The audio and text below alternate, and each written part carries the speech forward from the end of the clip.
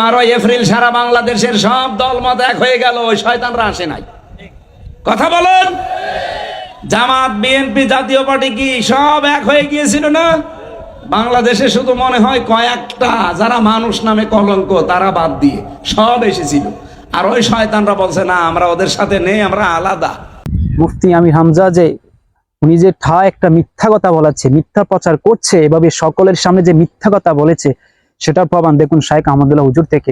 M Mahmud লিখেছেন, March for গাজায় সুন্নিদেরকে দাওয়াত দেওয়া হয়নি কেন? ভাই মাহমুদ, এটি সঠিক কথা নয় যে আমাদের সুন্নি ভাইদেরকে দাওয়াত দেওয়া হয়নি, বরং সেখানে সবাইকে দাওয়াত দেওয়া হয়েছে। এবং আপনারা আমাদের মার্চ ফর গাজার যে পেজ আছে, যে ফিলিস্তিন সলিডারিটি মুভমেন্টের পেজ, সেই পেজে দেখতে পাবেন সেখানে কিন্তু বিভিন্ন সুন্নি ঘরানার ভাইদের ভিডিও বক্তব্য, তাদের লিখিত বক্তব্য, তাদের বিভিন্নভাবে তাদের মত প্রকাশের কথা তারা জানিয়েছেন। দুর্ভাগ্যজনকভাবে আমরা অনুষ্ঠান স্থলে, বিশেষ করে স্টেজে অনেক অতিথিকে আসতে দেখিনি। এর অন্যতম বড় কারণ ছিল ভিড়ের মধ্যে তারা অনেকে আসলে ভিড় ঠেলে আসতে পারেননি সামনে, এটা একটা বাস্তবতা। আবার নেসারাবাদী যিনি আপনার কায়েদ শাহ হুজুরের সাহেবজাদা, তিনি কিন্তু মঞ্চে ছিলেন। ঠিক একইভাবে মার্চ করে আমাদের সাথে বাতিল কলম থেকে মূল অনুষ্ঠানে যোগদান দেওয়ার জন্য এসেছেন ফুলতলির আরেকজন সাহেবজাদা, যিনি ঢাকা ইউনিভার্সিটির শিক্ষক, কিন্তু পরবর্তীতে তিনি হারিয়ে গেছেন ভিড়ের মধ্যে এবং স্টেজ পর্যন্ত আসতে পারেন নাই। তো এখানে সব ভাইদেরকে দাওয়াত দেওয়া হয়েছে, সুন্নি ভাইরাও ছিলেন।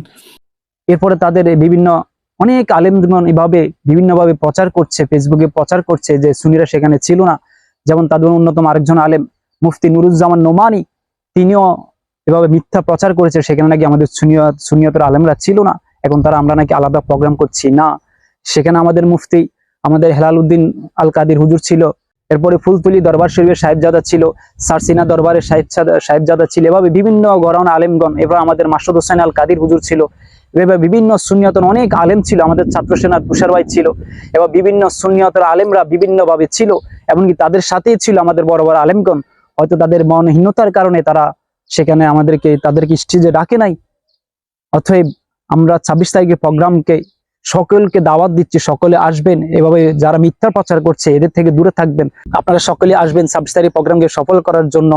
এটাকে সুন্নিয়তের আলেমগণ একসাথ হয়েছি বিদায়, সমস্ত দরবার একসাথ হয়েছি বিদায়, এখন তারা বিভিন্ন কুমন্ত্রণা ছড়াচ্ছে, বিভিন্ন আমাদের প্রোগ্রামকে, আমাদের সমাবেশকে তারা যেন মানুষের কাছে খারাপভাবে তুলে ধরতে পারে, মানুষের কাছে যেন সেটাকে বিকৃত করতে পারে, সেই জন্য তারা আজকে মিথ্যার প্রচার করছে।